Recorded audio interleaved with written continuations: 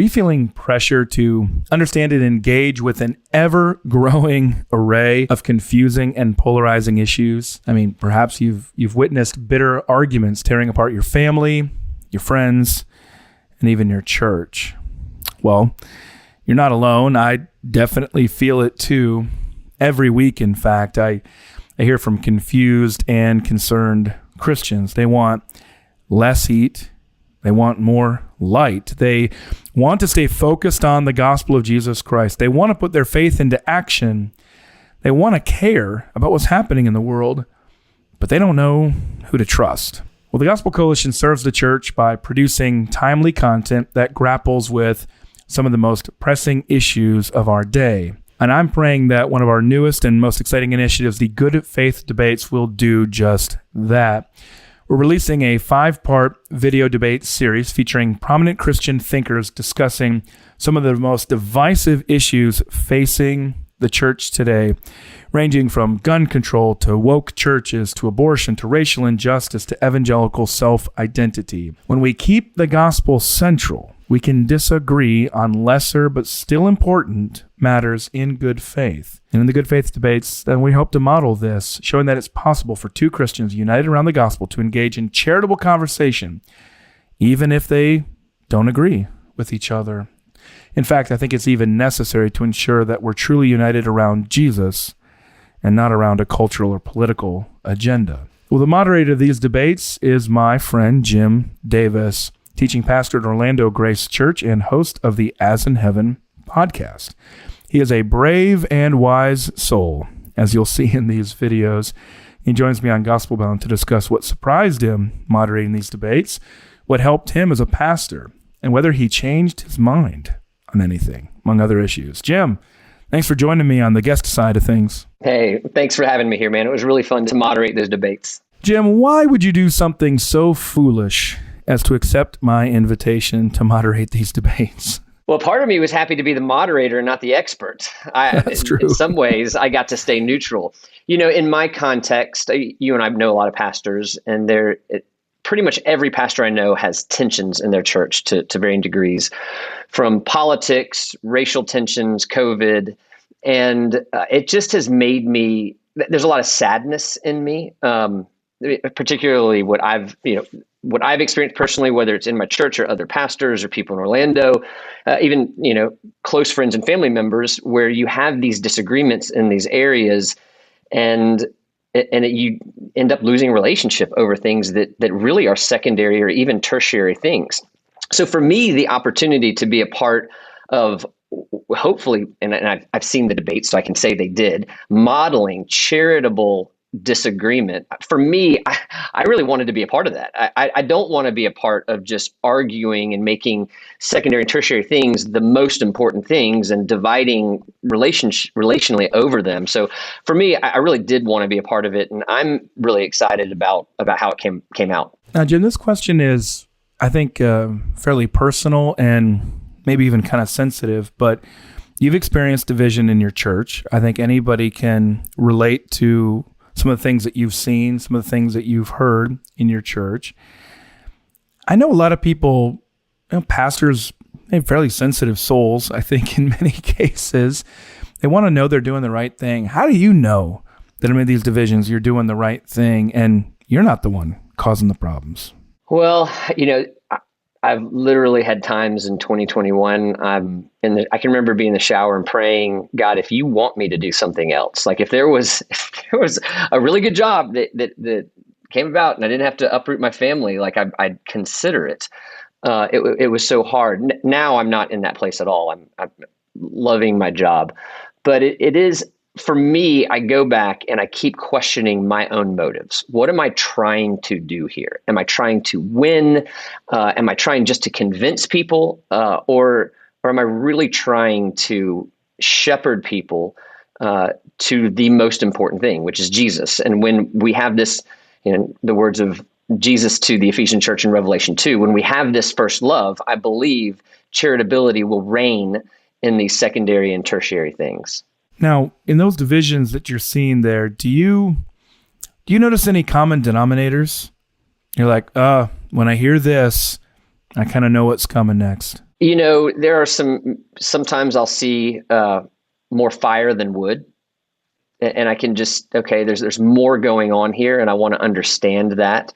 I see real fear about where our country's going, and I'm not saying I'm thrilled about the direction of the country, but I hope to help remind people that our citizenship is in heaven, and that citizenship cannot be taken away from us, and that kingdom is not going to fail. And so, common denominator there would be fear. And I think there's some of them, they're legitimate concerns about where our kids are going to grow up and our grandkids. And so I really want to affirm those concerns, but my hope is to put them in perspective so that we can all celebrate the sure hope we have in Jesus Christ, and that we can disagree on, as we'll talk about here with the debate, some applications of wisdom. I want to, all right, so I get, I'm not used to being the guest. I'm used to being the host. So I'm gonna host Gospelbound for a second. I want to ask you the same question. What common denominators do you see? Because you have a very unique. I have a local view. Yeah. You have a 30,000 foot view. So one of the major reasons that we did these debates and the ways that we did them is because YouTube is usually the common denominator that I hear. Usually I was watching this video on YouTube, and then another interesting video popped up when that one was done. And then I kept watching, and I learned a lot of things from there. And so I would say that's probably the number one thing that I see is somebody who is particularly drawn to the voices on YouTube that have perfected the art of divisive manipulation and simple lies. The difficulty is that, I had a situation in my church where it was a dynamic along these lines, and I was trying to think that I'm used to working with a lot of people who, well, that doesn't sound right. I'm used to situations dealing with people who lie for a living. It's kind of their Christian ministry is to lie. The problem, and I think most of them know that that's what they're doing. I preached a chapel at Cedarville a few years ago, and this was kind of my theme, was if you're lying for the sake of Christ, something's wrong. The problem is a lot of people don't know that they're lying. They don't know the backstories. They don't know the individuals. They just don't know the truth. And so that my hope was, maybe we can help game the algorithm, not by just sort of saying, here's the Gospel Coalition view on everything, because there isn't one. We're a coalition by definition. But to be able to help show that there are a lot of complicated issues out there that Christians disagree on, and on certain issues like the ones that we featured here on these debates, there's not the only Christian way to think about something. And so oddly enough, I don't really see anybody out there, Jim, recording videos on YouTube about, like Trinitarian heresies, except, maybe some Lutheran satire folks from years ago. But I don't see a lot of people doing videos about that. I see people doing a lot of videos about political and social issues that are well downstream from gospel principles. Now, they may be important. They may be connected in vital ways, but I say all the time, why do we do one on gun control here? Well, try this. See if the members of your congregation have stronger views about Arianism or about gun control. Just see. I don't know any pastors who would be. We have some prominent people now who teach sub-Trinitarian false beliefs, I think, and yet they're still seen as trusted voices because they're on the right side of a social or political issue. That's a problem, but it's because I can't turn on any cable news channel and have a discussion about the implications of the Nicene Creed. But I can turn on anything I want and see somebody talking about guns. Does that answer your question, No, Jim? I think that yeah, it does. I think it's well said. We a little background, this story, but our podcast was just for our local church. We weren't having church. This is the As in Heaven. We don't have community group. We don't, I felt helpless to shepherd really the church. So we had this podcast, nobody was doing anything. So people like you who would have normally been very busy doing other things are available to come on my local church podcast. And it really was just for the local church until the Gospel Coalition acquired it, which was not our plan. We're very thankful for that. But then you have these people online who began to attack TGC and the podcast. And what I'm affirming your point here, but there were these articles that would frequently be texted to me by, if you're not watching, you see my air quotes, Christian journalists. And I would have to tell people, this is not journalism, nor is it Christian.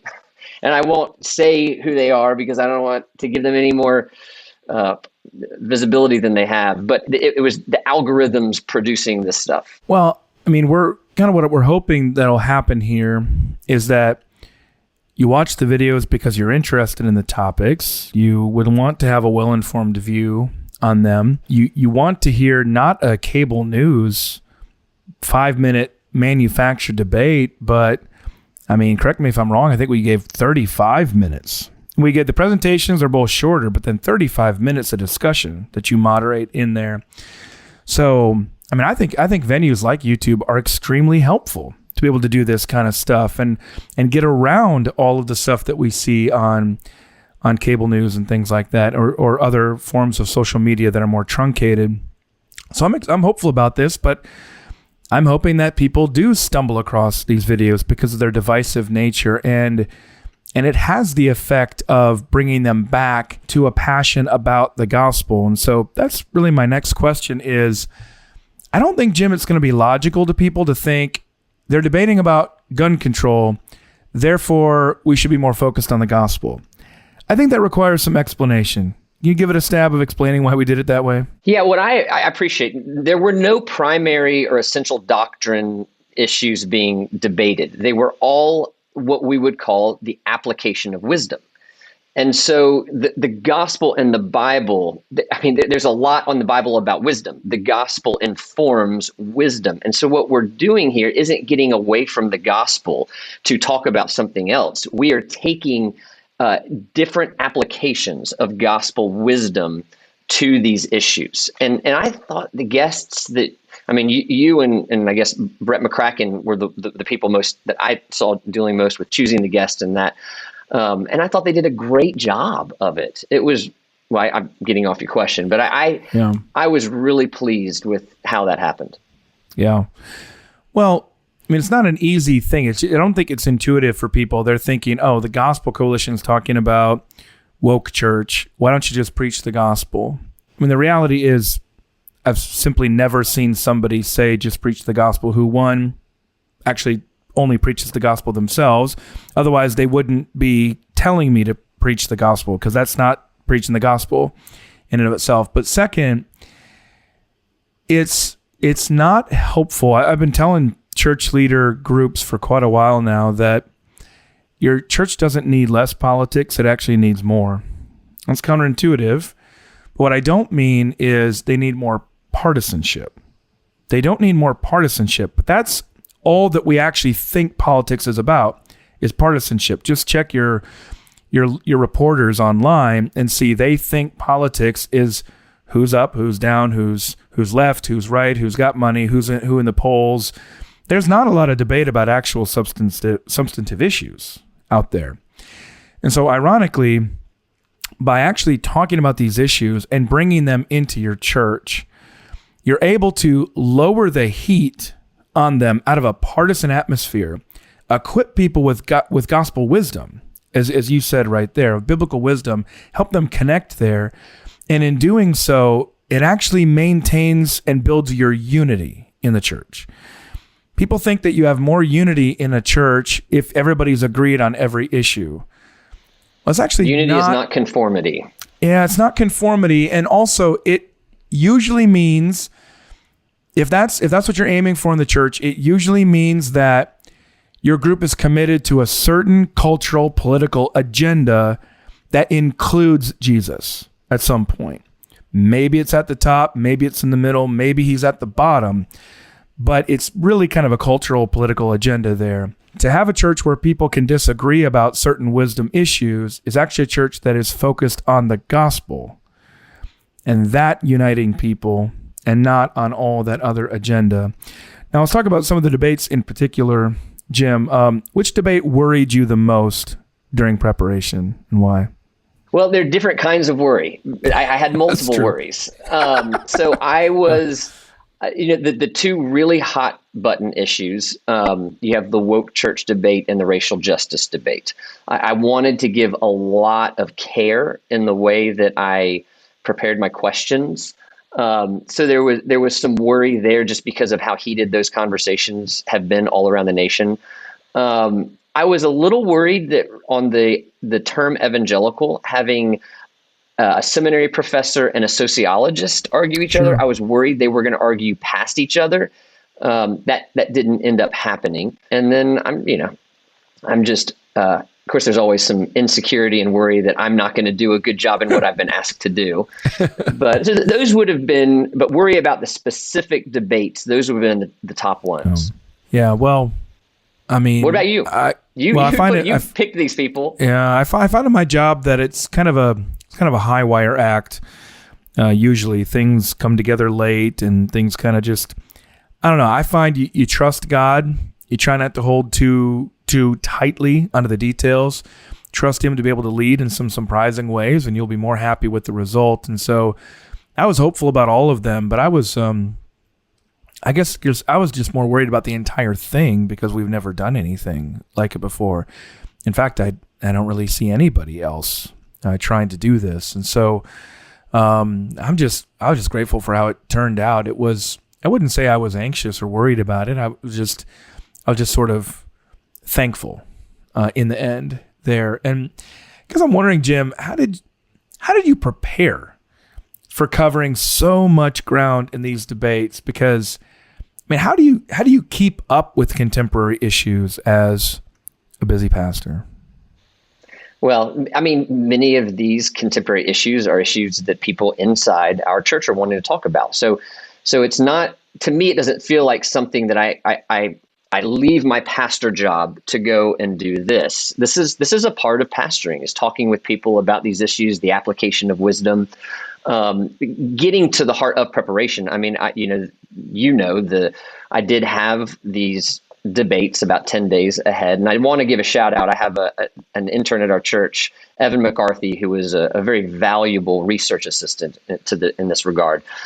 And so in my preparation, I mean, I took what we're doing in the church, and it didn't require a lot of research. I mean, you and I have talked about these things a number of times.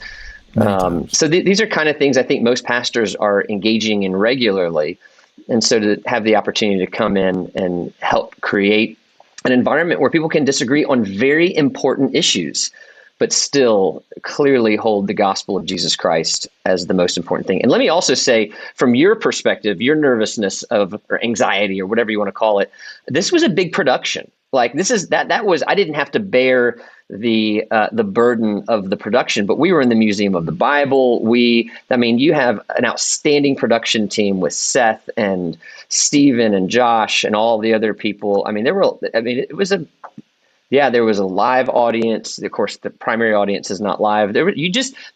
I just get to step in, but a lot of people were working to pull this off. Yeah, absolutely. Josh Diaz, Stephen Morales, Seth Magnuson, Dan Drennan. Really grateful for all those guys and their work. It's an all-star crew.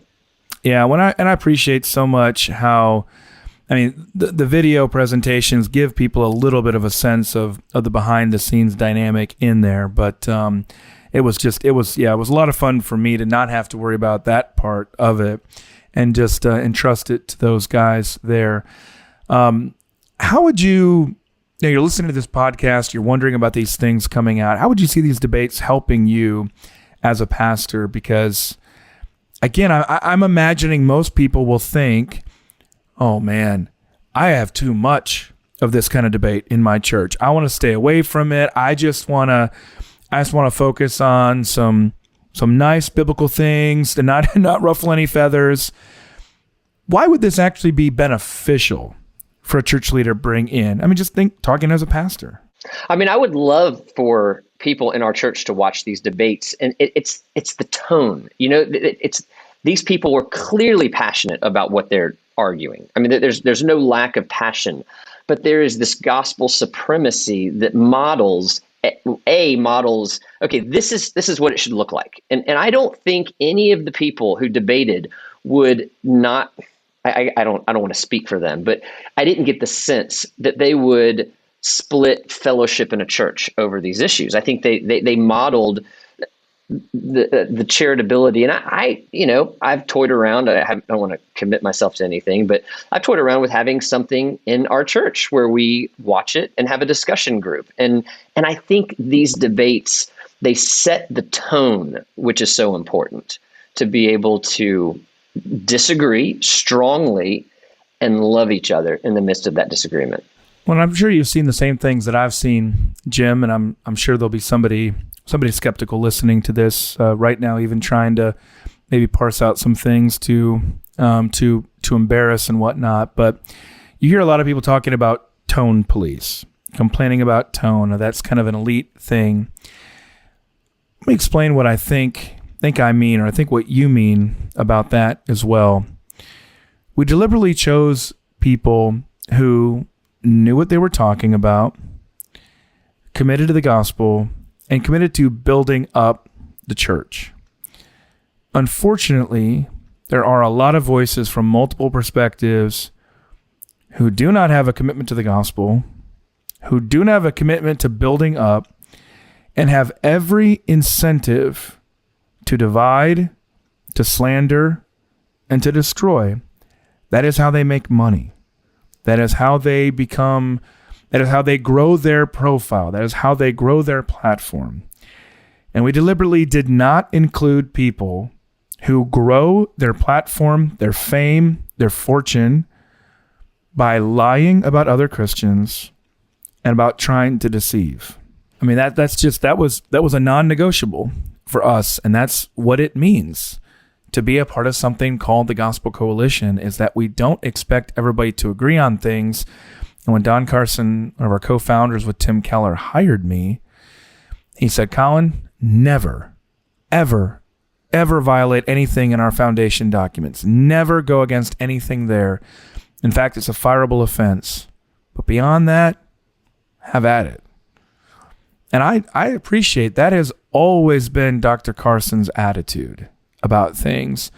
It's always been, I'll never forget at the 2009 National Conference for TGC, I was going through the bookstore and I saw N.T. Wright's book on justification for sale. I'm sure you remember those days, Jim, when that was the hottest debate anywhere. And I said to Dr. Carson, I saw N.T. Wright's book on justification. He said, let him read and argue. Maybe it's the academic in him. Maybe it's just sort of the Cambridge Don perspective or something. But it's an attitude that I can say just allowed somebody in my position to flourish in those ways over the years, and I'm really grateful for that.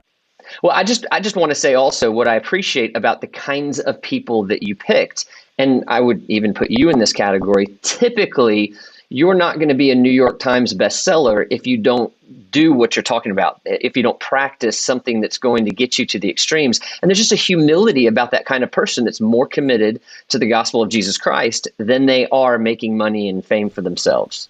Yeah. Well, and I want to say also, here's another opportunity to clarify something that I see a lot of confusion about, and even a lot of anger toward TGC and toward our leaders about. I think there's an attitude of, okay, so this is more of TGC trying to promote moderation. Don't you understand? This is a time for vigilance and a time for war and a time for division, if necessary, to be able to guard against those wolves that have stolen in among the sheep. Okay, look, this is not about lacking conviction. This is not about picking the mean between two extremes. This is about keeping what Don Carson always said, being prophetic from the center, being focused on the gospel, which puts everything else into perspective.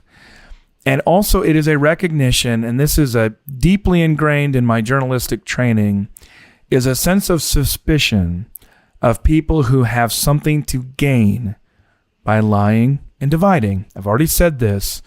When you're trained journalistically and you're accustomed to dealing with people like politicians, you have to understand a politician's job is not necessarily to tell you the truth. It is to get reelected. And to get reelected, there are any number of convenient or outright or blatant lies that most politicians are very happy to perpetuate. Unfortunately, that dynamic comes into the church as well. And so it's not just that, or necessarily that somebody makes the New York Times list by being an extremist.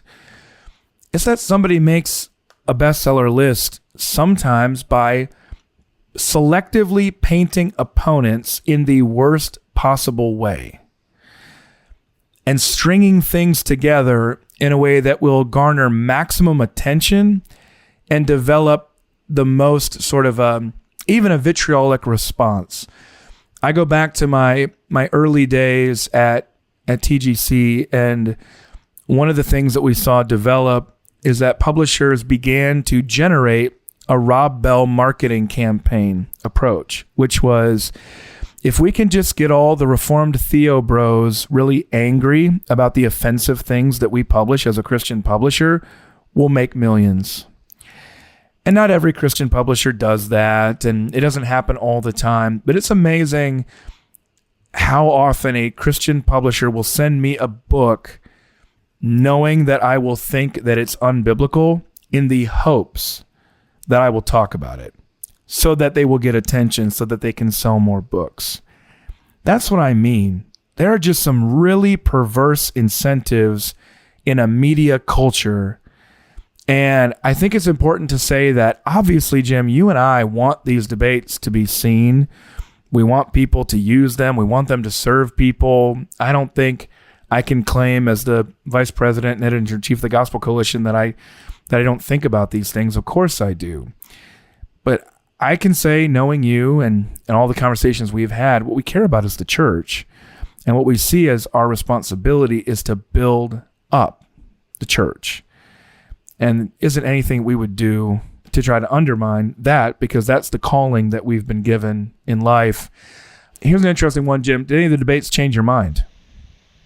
I don't think my mind was changed, but there were certain debates where I was like, I haven't thought about that part of it. And that was really good. And in some places I walked away feeling like, even though I have the same opinion, I'm a little more sympathetic to the opposing view. And per what you're saying, what you were just saying in the beginning of that statement, I don't think anybody who watches these is going to think that any of these people, that they watered anything down or that they compromised in any way. I mean, these were very passionate debates. Yeah. Yes, they were firm in their positions. What about you? I would say yes. Now, one of the debates I think that had the most overlap was with Scott Klusendorf and Karen Pryor. I would say that my natural inclinations are toward Karen's side of things politically, but I would say that in Scott's presentation, the way he describes the dynamic of sort of a integrity and credibility of the pro-life position, depending on whether we are pro-life in a wide range of issues or only abortion. I thought it was helpful when he said, if you did everything right, if you supported every social program, every social safety net, Christians were the most supportive people, and everybody knew that, of mothers in trouble, of babies who cannot be supported. Do you think that these pro-choice advocates would change their mind? And I said, yeah, I think you're right, Scott. I don't think they would. So I think there's a sense in which we do these things because they're the right thing to do, insofar as God calls us to doing them, to supporting these women and these children, and holding fathers accountable, and on and on and on. But we don't do it because it's a political strategy, because I think there are some satanic strongholds there that are not going to recognize integrity, even if they saw more of it. And the fact is, there are so many pro-life heroes out there who've been doing for decades the exact things that pro-choice advocates say that they're not doing, and it's not like it changes the narrative on their side. So we do it to help those women. Yeah, I walked away from that debate really having a renewed appreciation for the people who, in terms of the organization of the pro-life movement, a deeper desire for them to want to have a very specific focus for what they're trying to accomplish. And I still, I thought Karen did a really good job of stating her position. Actually, I'll tell you that this was the one debate where I started hyperventilating as a moderator because they agreed so much on the most important parts of it. But we ended up going to politics and found some disagreement in terms of what we do with our vote on abortion. And Karen had a really interesting argument for why Christians are inconsistent when we argue for allow abortion in the case of rape, that I thought was really an interesting argument that is not normally made. Yeah, no, that's which there's absolutely a situation there where, politically speaking, it's more expedient to compromise in ways that actually undermine the entire integrity of our position in those cases. And so, yeah, everybody is tempted to essentially say, well, let's try to get as much as we can because that's just politics, but in ways that, turn out to be kind of inconsistent. So, that'll be an interesting one for people to watch. And like you said, there's a lot of agreement there, more so than the other ones, I would say. But still, that was the one that stood out to me when I was preparing ahead of time. I thought, kind of surprised. I've spent decades working on this sort of stuff and haven't quite thought of it that way. Now, Jim, this is a fun question. Which of these debaters would you least want to face? Oh, that's an easy answer. Rebecca McLaughlin. She walked in. So the viewers can see. No question. I mean, there's a table, and they would debate from this table, and the notes would go on the table and look at the camera. And you have pastors, lawyer, seminary professor, sociologist, people who speak and are on podcasts for a living, all using their notes. All of them. They're all using their notes. And then she comes in her British accent and says, I don't need the table. And I mean, I've got her debate in my hand, and she passionately, without missing a beat, delivers everything from her heart and her mind, not needing a single note. And then she brings her own life experience into it. I hope I quote her accurately, but there was a moment when she said, and this was on the woke church thing, if there was anybody who would want to find same-sex marriage in the Bible, it's me, because I've been attracted to women my whole of my adult life. And I mean, it was already a quiet room, but I felt like you could hear a pin drop. And so she just and nothing against her opponent or anybody, she was just clearly excellent at what she does. What about you? Yeah, I thought everybody was more than capable. That's not a question. And there'll be some people that people don't know as well. A lot of people I think will probably be meeting Brian Davis for the first time there, but Brian is thought deeply as a church leader, Philadelphia, Washington, D.C. for many years, about racial injustice and the role of the church and the mission of the church. People will appreciate that. Sean DeMars, friend of mine here, but a lot of people will recognize Sean from from American Gospel, the documentary. So people know Sean more, and Sean's also published as well. But I did think those guys were heroes for stepping up to the plate against Rebecca and against Justin Giboney.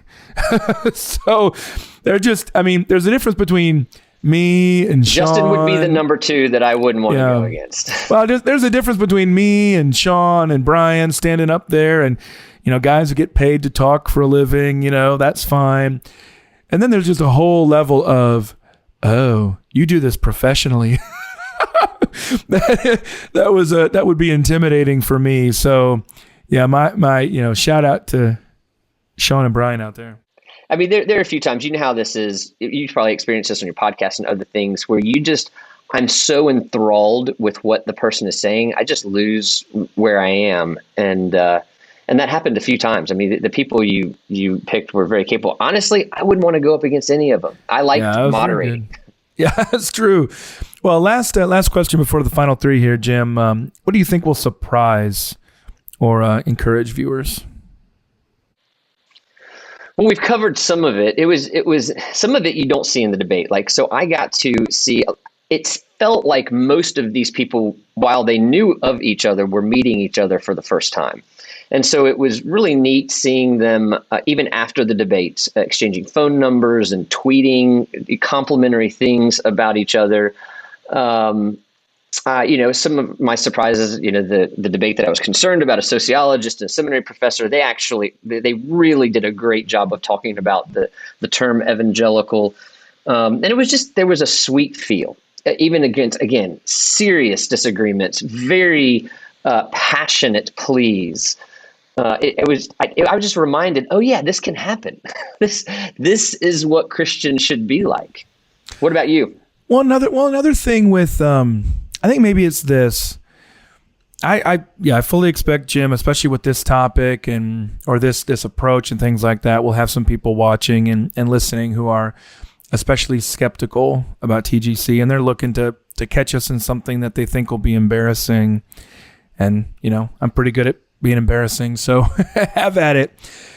But I think what'll be surprising for people is that they just may expect that what we're trying to do at the Gospel Coalition is trying to be moderate. Like I said earlier before, that we're trying to just kind of coax everybody into getting along and downplaying their differences and whatnot. But let me say this. It takes a certain kind of person to want to stand up on a debate stage at the Museum of the Bible in Washington, D.C., have their beliefs scrutinized there by a moderator, by somebody who's been chosen to be on the other side, and to be willing to go up on YouTube permanently with that. So you don't get people to agree to do that who are not known for having some sharp elbows, of some sharp tongue, like that are willing to take some blows and willing to give some rhetorical blows back. These are people who care so much about their position that they're willing to enter into the arena. That, I think, maybe will surprise people. Maybe they don't know how much behind the scenes we disagree about stuff. We argue about stuff. We push each other on stuff. Because when you share a common confidence in Christ and in his gospel, you're free to do that. I think some of the hardest words have been reserved for me by my closest friends in all of life, but including at work, at TGC. But it's exactly as the Proverbs tell us, or as the Bible tells us, like these are faithful wounds from friends. And so I think maybe that'll surprise some of the skeptics listening here now or watching here now, of just thinking, here we go. This is where TGC is going to tell everybody to, be all moderate and all Tim Keller-esque. And that's not even what Tim is like. Tim's got some strong views. Anyway, yes, I think people will be surprised. People will be surprised by that. Well, let me say, Collin, to support that, what surprised me, like what you're saying, is the way these people not only debated each other, but their flanks as well. Yeah. So you have, you just saw the person, let's say there's generally speaking a right and a left, the person on the right was not just arguing the left, they were arguing the hyper right. And the person on the left wasn't just arguing the right, but the hyper left, which shows this prophetic center voice or the moderate position you're talking about. Well, that's one of the distinctives of the Gospel Coalition that I think is going to come through for people is the notion of multi-directional leadership, as Trevin Wax has written for us at TGC. So, I think in order to be faithful to the biblical examples that we've been given, we have to be able to recognize that dangers come to us from more than one direction. I think you can see that obviously in Jesus's ministry, obviously in Paul's ministry, all throughout the scripture, all throughout what we're commended to look at. But the world tends to, in the short term, commend and reward one-directional leaders who demonize, who antagonize other people, basically demagogues. Demagogues tend to flash brightly and quickly in this world, but I don't think they reap that lasting biblical fruit. I'm going to go to the final three now with Jim Davis, my guest here, Gospelbound. He's the teaching pastor, Orlando Grace Church, host of the As in Heaven podcast, which you can find through the Gospel Coalition. Check out those archives. Final three here, Jim. First, how do you find calm in the storm? Yeah, I mean, we've got pastor of church. I've got 4 kids. My wife is a full-time counseling student at RTS. And, my kids go into their sports games, throwing the baseball outside, the rare time that I can go golfing, ideally with them, or even just going to the gym. I mean, and obviously reading the Bible, praying, I feel like those are a given, but those are the other kinds of ways that I find calm in my life. Yeah. Well, second, where do you find good news today? What am I reading? What am I finding good news? Man, that's a great question. Not on Facebook. I actually have gone back and have been reading Dune, the old 1960 whatever novel. I have to say I'm kind of a sci-fi nerd and have heard about the book, watched the movie. The book has a lot more details, and there's just some good news in that about there's some, even amidst the war, there's one of these classic, there is a chosen one, and there's a Lord of the Rings type savior that it's been kind of an escape, but I've enjoyed going back to something that's just fiction. We're reading a lot about de-churching, as you know, living in the great de-churching, working on a book for that. Well, you may have already covered this. What's the last great book you've read? Yeah, I'm almost done with it. Dune is like Lord of the Rings in space, and the movie was great, dude. The book is just so much better, and that's been a fun thing. All right, you like a little bit of Elon Musk, you like a little bit of J.R.R. Tolkien, you love Dune. So I love that, Lord of the Rings in space. So, well, I appreciate, again, my friend Jim Davis here, teaching pastor, Orlando Grace Church, host of the As in Heaven podcast, and moderator of the Gospel Coalition's Good Faith Debates. Check them out at thegospelcoalition.org starting on May 4th. So celebrate your Star Wars holiday by watching the first of our Good Faith Debates. Jim, thanks so much for joining me. Thank you, Collin.